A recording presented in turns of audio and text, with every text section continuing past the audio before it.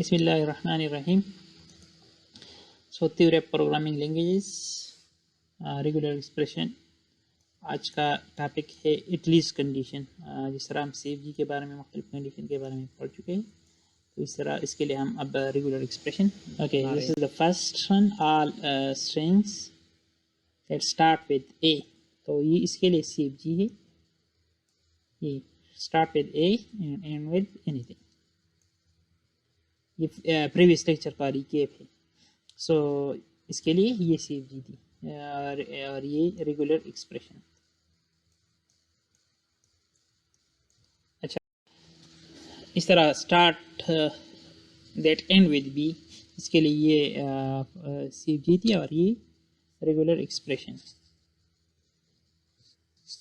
Next, all strings on AB that start with A and end with B। तो ये CFG और ये जो है इसके लिए रेगुलर एक्सप्रेशन। और ये आप लोगों को मैंने होमवर्क दिया था, so I hope you have done it. So next, अगर इसमें कोई इशू हो तो प्लीज़ कॉन्टेक्ट मी। आज हम पढ़ेंगे एटलीस्ट कंडीशन।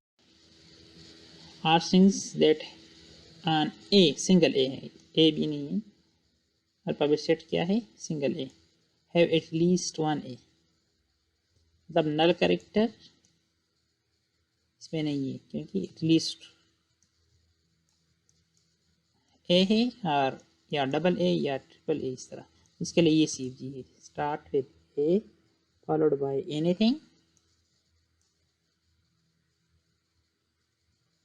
And next. देखें इसके लिए ये क्या है, ये रेगुलर एक्सप्रेशन है। ए प्लस,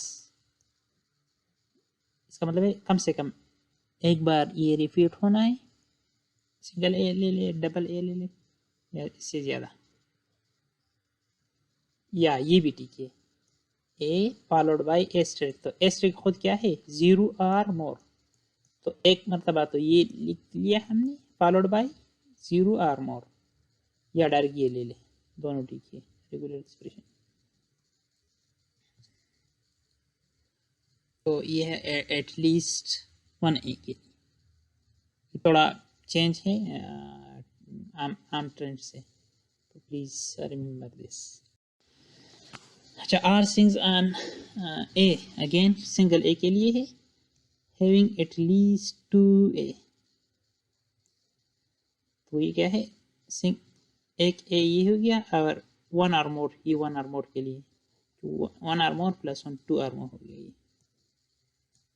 क्या है, सिंगल ए लिख ले, फॉलोड बाय ये वाला ए क्या है, कम से कम एक बार लिख ले, और ज़्यादा से ज़्यादा as the string length as. इसको हम इस तरह भी लिख सकते हैं, ए प्लस या ए फॉलोड बाय एस्टेरिक। तो एस्टेरिक का मतलब क्या है, 0 और मोर। तो 2 ऑलरेडी लिख लिया, 2 से ज़्यादा हो तो ठीक है। All strings on AB having at least 2 A। अब at least 2 A के लिए CFG हमने किस तरह बनाई थी, हमने कैपिटल B लिख किया था दरमियानी वाले जगहों में, और 2 A है हमने लिख लिया। ओके, तो कैपिटल B का मतलब है all possible strings on AB। तो इसके लिए ये 3 प्रोडक्शन रूल थी CFG में। अब रेगुलर एक्सप्रेशन में भी हम इस तरीके से लिखते हैं। देखिए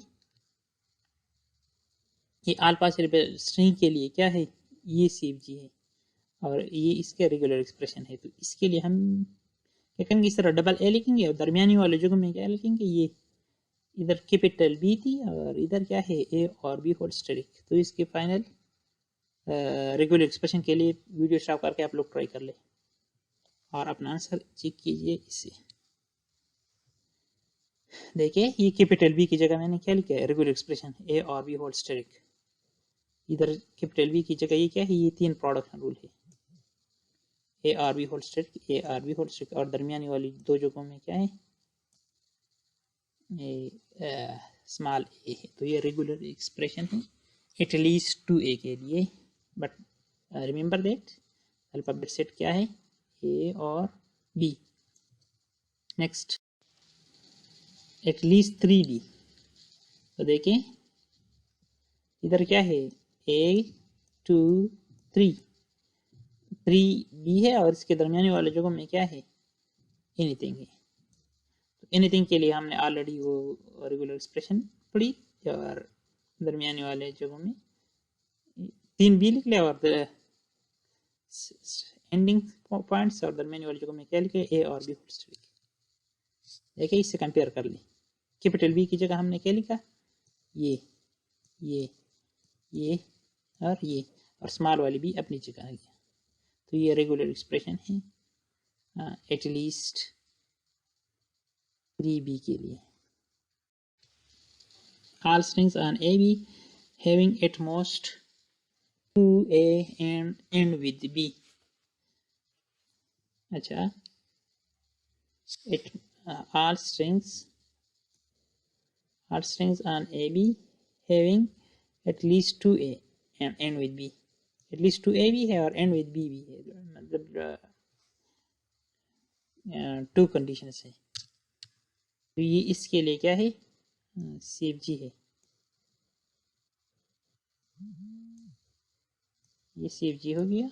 और ये इसके लिए रेगुलर एक्सप्रेशन हम किस तरह लिखेंगे, देखिए इसमें क्या हो गया, ये कैपिटल बी जस्ट एंड में लिख लिया हमने। तो रेगुलर एक्सप्रेशन में भी वही है, सिर्फ एंड में क्या कर लिया, एंड वाले जगह में हमने स्मॉल बी लिख लिया। अच्छा, ये होमवर्क है, आप प्लीज ट्राई कर ले। All strings on 0 1 having at least 2 0, all strings on AB having at least 2a and also start with a, all strings on AB having at least 3a and end with a। इसमें कोई issue please ask me. अच्छा, executive वाला condition हम कल पढ़ेंगे, लेकिन आज हम कोशिश करते हैं कुछ इस पे कोई लफ्ज डिराइव कर ले, ए और बी होल स्टेरिक,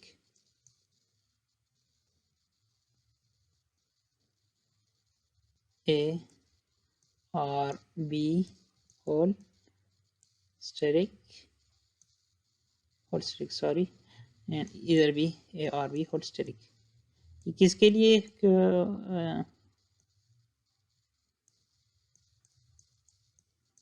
ये किस चीज के लिए रेगुलर एक्सप्रेशन है, एटलीस्ट 2a के लिए। तो फॉर एग्जांपल मैं लफ्ज ए बी ए ये लफ्ज में डिराइव कर रहा हूँ, तो किस तरह मैं ये सारी रिकॉग्नाइज कर रहा हूँ इससे।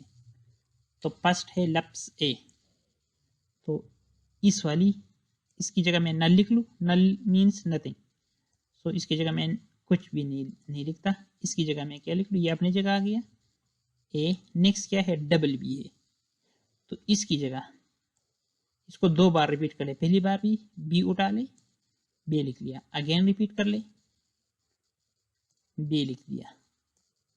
अब इसको मजीद रिपीट करने की जरूरत नहीं है, आगे जाए और ये ए लिख ले, ये ए अपनी जगह।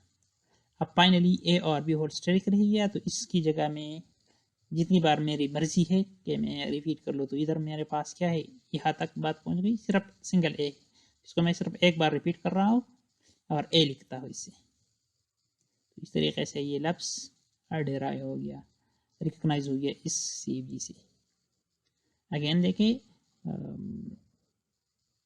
इसको एक मरतबा रिपीट कर लिया और ए उठा, सॉरी इसको रिपीट नहीं किया 0 मरतबा, मतलब नल लिख लिया इससे, तो कुछ भी नहीं लिखा और इसको क्या किया, ये अपनी जगह आ गया। फिर इससे डबल बी 2 बार रिपीट किया, दोनों मरतबा बी उठा लिया, फिर ये अपनी जगह इधर आ गया और फिर ये एक मरतबा रिपीट किया। आप लोग ट्राई कर ले, double B triple B B A, please आप लोग ये ट्राई कर ले इस रेगुलर एक्सप्रेशन से। अल्लाह हाफिज़। नेक्स्ट सेक्शन में हम एग्जैक्टली के बारे में पढ़ेंगे। Thank you so much.